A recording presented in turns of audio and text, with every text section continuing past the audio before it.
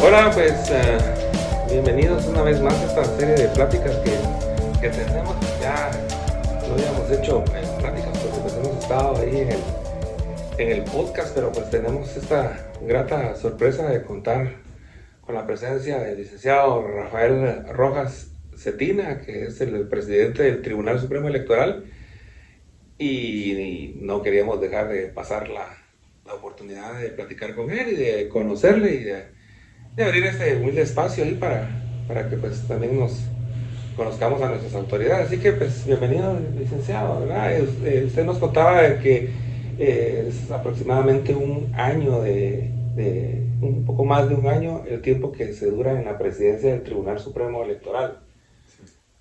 ¿Qué nos puede contar de su experiencia como presidente de esa importante institución en Guatemala? Pues sí, Luigi, mucho gusto, muchas gracias por la oportunidad. Realmente ha sido una muy buena experiencia porque pues antes me desempeñé en la Corte Suprema de Justicia y, digamos sé cómo funcionan los órganos estatales. Y en ese sentido pues teníamos muchas perspectivas de poder llegar al Tribunal Supremo Electoral en su momento, y habíamos nosotros como tribunal desde el inicio de la toma de posesión diseñado un plan digamos, de divulgación y de empoderamiento para toda la ciudadanía en relación al empadronamiento y a la actualización de residencia. Lamentablemente por la misma pandemia pues se nos dificultó bastante, y de esa cuenta pues no realizamos todas las acciones que teníamos previstas. Dentro de estas acciones precisamente teníamos el acercamiento con la comunidad de guatemaltecos que residen en el extranjero, y afortunadamente pues yo tomé posesión de la presidencia el 2 de junio del año 2021, y tengo prevista la entrega porque se da la alternancia en el ejercicio de la presidencia en el Tribunal Supremo Electoral, y entregaré la presidencia el 14 de agosto de este año. Dentro de los logros, honestamente creo que es bastante satisfactorio para nosotros como tribunal decir que hemos realizado distintas jornadas, tanto de vinculación, que las realizamos en coordinación con el Ministerio de Relaciones Exteriores y por supuesto con los consulados de cada uno de los estados a donde hemos tenido la oportunidad de poder acercarnos, y hemos realizado tanto la vinculación con autoridades locales de cada uno de los estados como con la relación con los grupos de líderes migrantes. Y eso nos ha permitido realizar jornadas de empadronamiento en cada uno de los estados. Y de esa cuenta, pues lo que me trae a Los Ángeles el día de hoy fue una actividad que usted se recordará que se organizó la feria en el Parque Lafayette, aquí en Los Ángeles, y tuvimos la oportunidad de estar compartiendo con muchas personas guatemaltecas. Dentro de esto, pues nosotros también realizamos una jornada de empadronamiento. Exitosamente para mí como presidente del tribunal es comentarles que en esa actividad aproximadamente empadronamos a 100 personas. Para nosotros fue un éxito porque aparte pues las personas ya nos están ubicando como Tribunal Supremo Electoral, y también les estamos trasladando la oportunidad de que ejerzan su derecho de voto aquí en Los Ángeles en las elecciones que están programadas, primeramente Dios, para el 25 de junio del año 2023. Sí, y hemos estado viendo entonces que están instalándose en varios estados, en varias localidades alrededor por todo Estados Unidos, en la lucha ahí de empadronar. Además de que, pues obviamente aquí se da cuenta que las distancias en Estados Unidos son tremendas, entonces además de la distancia, ¿cuál ha sido el obstáculo más grande que ustedes han encontrado a la hora de empadronar a los guatemaltecos? Bueno, la mayor dificultad es el desconocimiento digamos, del derecho de voto que tienen los migrantes, porque los líderes de la comunidad de migrantes de Guatemala pues hacen su mayor esfuerzo en trasladar la información, pero cuando nosotros les preguntamos si se quieren empadronar, porque prácticamente es como ir conquistando a la persona guatemalteca para que se empadrone, nos dicen: ¿y para qué vamos a empadronarnos? ¿Para qué vamos a votar?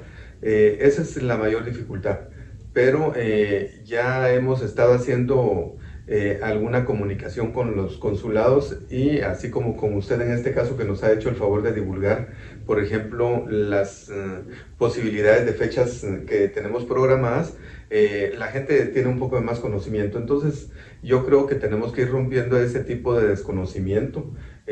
Por supuesto, la campaña de divulgación es muy importante, pero también vemos que se nos dificulta bastante por la situación de nuestros guatemaltecos migrantes, porque ellos aquí están trabajando, entonces nosotros como que no sabemos muy bien el medio, ya sea por alguna otra vía o de la televisión o el radio, pero creo yo que lo más importante como tribunal que hemos hecho, aunque los costos también en algún sector de la población dirá que son demasiados, son necesarios, porque estamos teniendo la comunicación personalmente y es una cuestión que nos estamos dando cuenta y estamos trasladando esa oportunidad de voto para todos los guatemaltecos.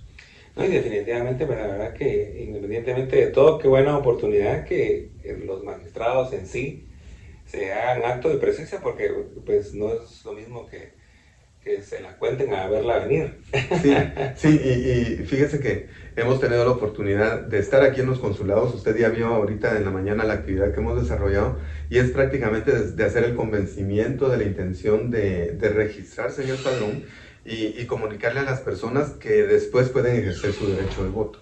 Pero ese es un trabajo que nosotros tenemos la obligación como autoridades y como personal del Tribunal Supremo Electoral tenemos que hacer y realmente es nuestra función. Lo estamos haciendo de la manera que nosotros estimamos que es la mejor. Y queremos generar confianza en la población toda vez de que al momento de que se encuentren ya registrados dentro del padrón electoral podrán ejercer su derecho de voto. Y la confianza que deben tener con el Tribunal Supremo Electoral es que nosotros estaremos capacitando oportunamente a los miembros de la misma comunidad que quieran incorporarse a las juntas electorales. Cualquier persona podría decir la palabra fraude, pero no se puede configurar un fraude ni anticipadamente, ni en el momento de las elecciones, porque resulta que quienes integran las mesas electorales son miembros de la comunidad. Y nosotros como tribunal no tenemos en ningún momento ninguna cuestión de contacto con las boletas de votación.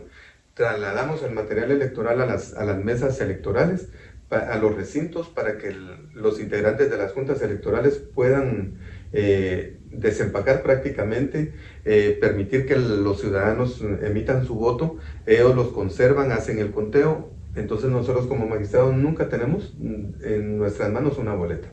Esa es la confianza que debe tener la población que ejerce su derecho a voto. Sí, buenísimo. Y me llama la curiosidad y también, pues porque también lo veo, pero me es interesante ver desde su perspectiva ese escepticismo que tiene el guatemalteco a participar. Puede ser por varios motivos, ya sea expresa ignorancia en el tema, o sea, pues, que no se conoce el tema de para qué votar, ¿verdad? O sea, o por qué, o de qué se trata.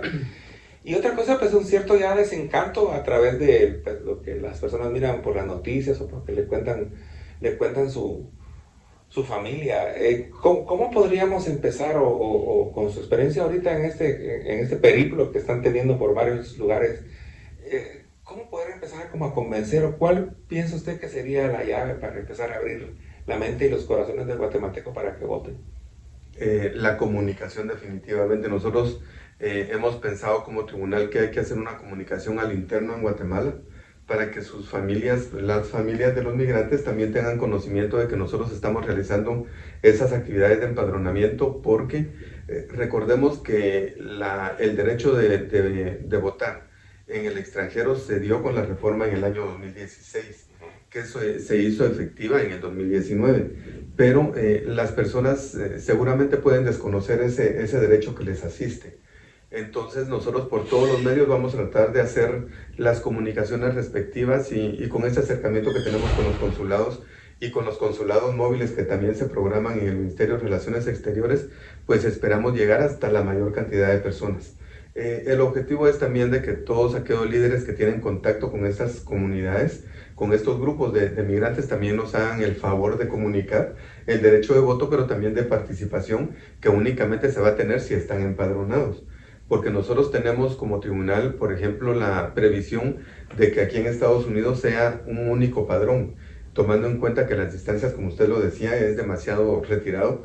Entonces se pueden empadronar, por ejemplo, aquí en Los Ángeles, pero pueden votar en Carolina del Norte, por ejemplo. En los lugares, por supuesto, donde vamos a tener ubicados centros de votación.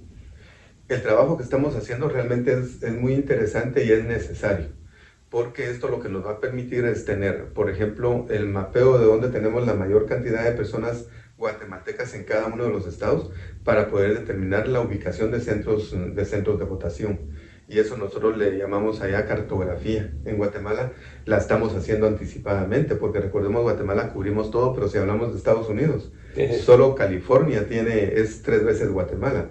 Entonces tenemos que tener toda esa previsión. Y esa anticipación digamos, de logística la tenemos ya prevista, porque tenemos que tener claridad en cuanto a los centros de votación que estaremos nosotros ubicando aquí en el exterior. ¿Y ya saben más o menos cuántos centros de votación van a haber o todavía están en ese trabajo? No, estamos viendo. Lo que sucede es de que eso es lo interesante de estas jornadas que estamos realizando. Vemos nosotros la afluencia de personas, por ejemplo, y vamos haciendo estimaciones. Le comento que en Guatemala un centro de votación tiene que tener por lo menos 500 personas que estén para votar donde se puede ubicar una mesa. Por mesa 500 personas. Y tiene su razón de ser, porque aquí tomamos en cuenta el tiempo que se tarda la persona en emitir su voto, digamos que las votaciones se abren a las, digamos, si se abre a las 7 de la mañana y se cierra a las 6 de la tarde, tenemos que casi que tomar el tiempo con cada movimiento de boleta, el tiempo que se tarda la persona. Aquí estamos previendo nosotros también que, de acuerdo a las medidas sanitarias que puedan darse en su momento, porque no sabemos cómo va a persistir el asunto de la pandemia, pues tenemos que tomar todas esas previsiones. Y con este acercamiento que hemos tenido, pues sabemos cuántas personas podemos tener empadronadas y podemos hacer estimación de cuántas mesas pueden haber en algún estado. Buenísimo, buenísimo. Me llama la atención, pues las elecciones pasadas fueron, pues ya viéndolas en números, ¿verdad? Como una asistencia de 700 guatemaltecos que votaron, 500 creo en la segunda vuelta, lo cual pues por la cantidad de guatemaltecos que habemos acá, pues hace ver que es un porcentaje muy pequeño, ¿verdad? ¿Qué datos o qué herencia dejó la elección anterior? No sé si usted ya estaba como magistrado o eran otras autoridades las que están, y qué herencia dejaron esas otras autoridades como datos, pues, ¿verdad? Eran autoridades anteriores. Nosotros tomamos posesión el 20 de marzo del año 2020. Para nosotros, lamentablemente, pues no encontramos tanto registro de todas las acciones que se realizaron con la actividad de voto en el extranjero. Pero recordemos que la aprobación de la ley, como ya lo dije anteriormente, fue en el año 2016. Se implementó la unidad, se tuvo que emitir un reglamento, se tenía que preparar toda la logística y de pronto toda esa premura de tiempo que no tuvieron las autoridades anteriores no les permitió dejar una estructura definida.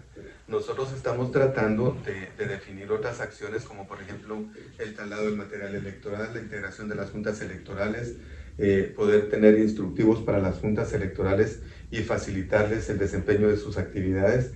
Como le dije, aquí la confianza radica en las juntas electorales, entonces queremos tener toda esa previsión de tiempo de formación de juntas. Y si el año, en las elecciones anteriores, por ejemplo, fueron 720 votos en la primera vuelta, nosotros quisiéramos que esta cantidad de personas que puedan emitir su voto, pues no le puedo decir una cantidad porque puedo desencantar a los mismos migrantes, pero yo quisiera que fueran 15,000 o de pronto 10,000, pero eso depende de la voluntad y del deseo de participación que tengan todos los migrantes y que también todos los líderes nos acompañen con esa divulgación. Buenísimo. Sí, es que al final de cuentas, pues lo que se podría empezar a pedir es que cabalmente ese liderazgo empiece por un liderazgo en particular de cada quien, ¿no? Porque pues al final de cuentas tampoco no es que necesitemos que alguien nos lo diga, ¿verdad? Sino que pues nosotros mismos tendríamos que hacer valer nuestros derechos, pues, ¿verdad? Ya el cambio en nuestro país pues viene cabalmente por esa participación, porque hablábamos con unos amigos, ¿verdad? Que está el voto en sí, o sea, el voto per se como derecho, pero lo que hay que tomar en cuenta es toda esta cuestión de la platicada antes de decidirse por quién votar y ya después la platicada de los resultados, que al final de cuentas va a ser lo valioso para darle seguimiento. A mí me da un poco de curiosidad en este sentido y tal vez extrapolándolo ya a la elección en general. Veo que muchos políticos no pueden participar del diario acontecer de Guatemala porque pues, pueden ser acusados de hacer campaña anticipada. Pero pues también por otro lado, pues haría falta que pues, si van a ser un político, pues que ya debería de tener como un terreno ganado en que pues lo que opina y lo que piensa y la gente lo tiene que escuchar. ¿Cómo se puede lidiar con eso? Porque, por ejemplo, ahorita, no sé, yo desde aquí siento que el guatemalteco está políticamente huérfano, ¿verdad? O sea, que no está claro lo que está haciendo el gobierno, ni tampoco quién es oposición, ni quién es nadie. ¿Cómo lo enfoca el Tribunal Supremo Electoral para alimentar esa comidilla real de diálogo entre la sociedad y las autoridades?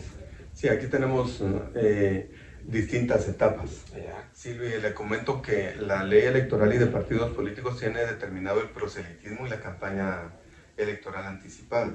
El proselitismo nosotros lo tenemos como las actividades de promoción y divulgación de las, digamos, de los objetivos y de los fines de las organizaciones políticas, que es una actividad regular que hacen todos los partidos políticos, como por ejemplo también afiliaciones. Entonces, esa es una actividad que están desarrollando regularmente los partidos porque necesitan estar presentes y vigentes con toda su organización partidaria. Por ejemplo, sus asambleas nacionales, la departamental y todas las municipales, departamentales y nacional. Ahora, situación distinta es ya cuando estamos hablando de una campaña anticipada, que la campaña anticipada, por ejemplo, es posterior a la convocatoria de elecciones. Entonces también nosotros hemos determinado, por ejemplo, cuando se está tratando de generar el posicionamiento de una persona en particular que no es distinto a promoverse como futuro candidato. Digamos, se pueden desarrollar actividades, como le decía, de promoción y divulgación de los fines o de los objetivos de la organización partidaria, pero no promoverme yo como candidato, por ejemplo.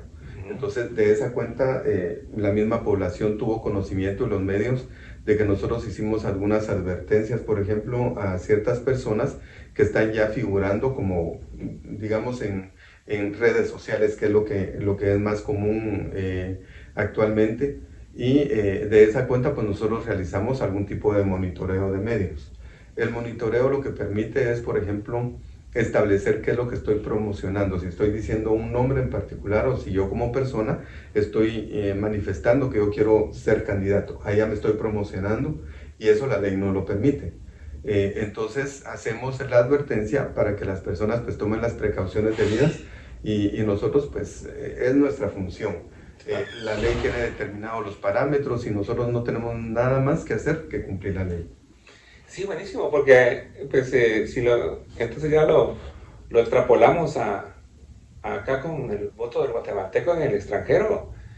Pues yo pienso que para empezar a como animar a empadronarse, pues es como que ya empezar a ver cómo va a estar como diríamos los muchachos, cómo va a estar la jugada de los partidos políticos, porque ahorita pues no parece atractiva el empadronamiento porque la mayoría no saben por quién votar o no saben qué opciones van a haber.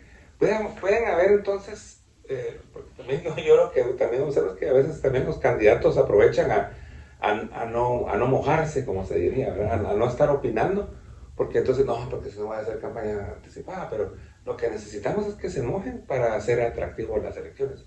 ¿Qué piensa el Tribunal Supremo Electoral? Que realmente son cuestiones que nosotros pensamos que cualquier persona dentro de su ámbito puede hacer cualquier actividad, pero es que la misma ley establece si me promociono o si manifiesto un interés directo, yo sí estoy, digamos, promoviendo mi persona, digamos, mi imagen, algún símbolo, entonces eso sí constituye una campaña anticipada. Y no campaña anticipada, sino la promoción, porque no estamos en esta etapa ahorita de convocatoria a elecciones. Lo que sí es cierto es de que, digamos, se puede hacer cualquier otra actividad sin necesidad de decir, por ejemplo, que usted como Luis quisiera ser candidato a a diputado, por ejemplo. O sea que cualquier futuro candidato puede decir cualquier opinión, solo que no tiene que decir que es candidato. Ni que es candidato ni que está con un partido político en particular. Ah, pues, Sí. pues buenísimo. Entonces así le rogamos a todos los posibles y futuribles candidatos que se pronuncien, solo no digan como nos está aquí instruyendo el magistrado, pues no digan que son candidatos o que pues van por tal o cual partido, pero sí sería interesante escuchar qué opinan de la situación y porque la verdad que es parte de las fuerzas vivas que yo pienso que le pondría comidilla y buen ánimo a la gente para empadronarse y para querer empezar a ver para ir a votar, ¿verdad? Sí, y es comprensible. Nosotros estimamos que una vez iniciada, por ejemplo, la inscripción, los mismos candidatos de las distintas organizaciones políticas pues harán su esfuerzo para poder visitar a los migrantes. Seguramente por otras vías, algunos grupos lo estarán haciendo, pero definitivamente a partir de la convocatoria seguramente estarán haciendo su acercamiento ya como organizaciones políticas. Buenísimo. Sí. Pues entonces también para ello hay que estar ya empadronados, ¿verdad? Porque según lo que entiendo hay bastante escepticismo, como lo platicamos también un poco hace unos momentos de las personas por participar. Entonces una cuestión es, bueno, imagínate que cuando ya venga la oferta política y no estés empadronado, entonces ya no vas a poder votar. Sí, en ese sentido, pues yo invito a todos los guatemaltecos, recordemos que podemos reclamar o podemos ejercer el derecho, ya sea para reclamar del por qué no la administración no funciona adecuadamente, si ejercemos el derecho del voto. Y entendemos que las preguntas comunes aquí que nos hacen los guatemaltecos es, ¿y yo qué gano con esto? Pues seguramente lo que gana es mantener la ciudadanía, mantener el espíritu guatemalteco y el apoyo que puede darle también a su familia votando por las personas correctas, que a su parecer sean las idóneas para poder ejercer la función de presidente y vicepresidente. Nosotros hemos hablado con muchos líderes migrantes y ellos nos dicen es que no nos podemos postular. Lo que sucede es que la ley electoral y de partidos políticos indica que es para presidente y vicepresidente.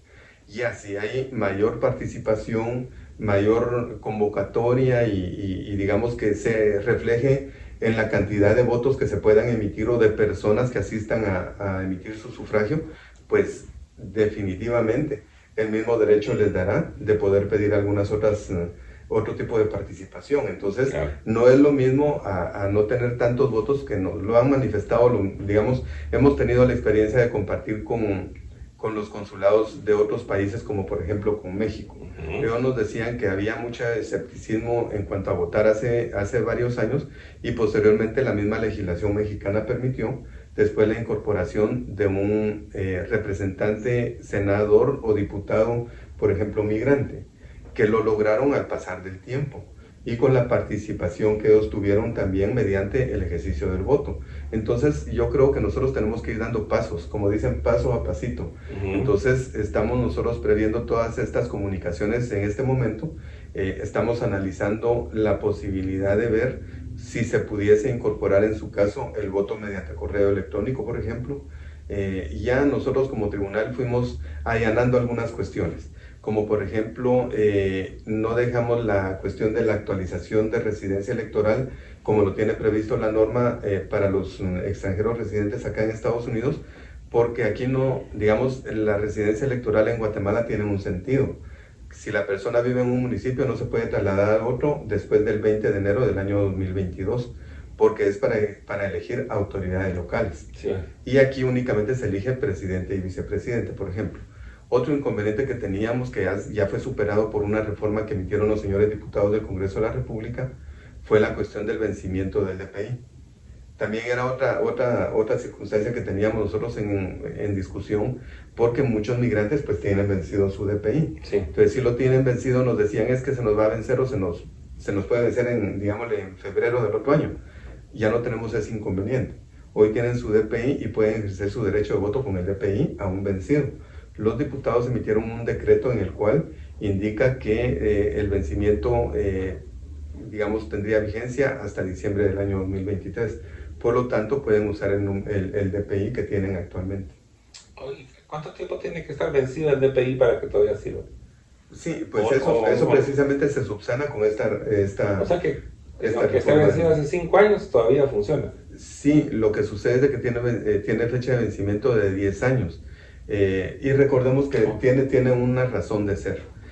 Por ejemplo, nosotros físicamente, pues nuestros rasgos en algún momento cambian y esa es la previsión que tiene el RENAP. Por ejemplo, que sea la reposición cada 10 años y yo integré el consejo directivo, el directorio del RENAP el año pasado, lo presidí y realmente tiene su razón de ser porque nosotros discutíamos en ese momento en el RENAP que las características físicas pues son cambiantes. Sí, sí. Y sí, entonces, por ejemplo, no se puede pedir lo mismo para una persona que tiene 70 años, que las características van a ser casi las mismas siempre, ya por la condición. No puede variar tanto y resulta que también ahí pensemos en el costo que tiene y también en la movilidad que tiene que realizar la persona que debe realizar la acción. Sí, pues. Sí. O sea que si, aunque tengamos nuestro DPI vencido, podemos hacer el trámite para empadronarnos e ir a votar. Sí. Oh, buenísimo, buenísimo. Pues esa es una buena noticia para quienes estaban preocupados por su DPI, así que ese es un pretexto menos, ¿verdad? Para no empadronarse y no ir a votar.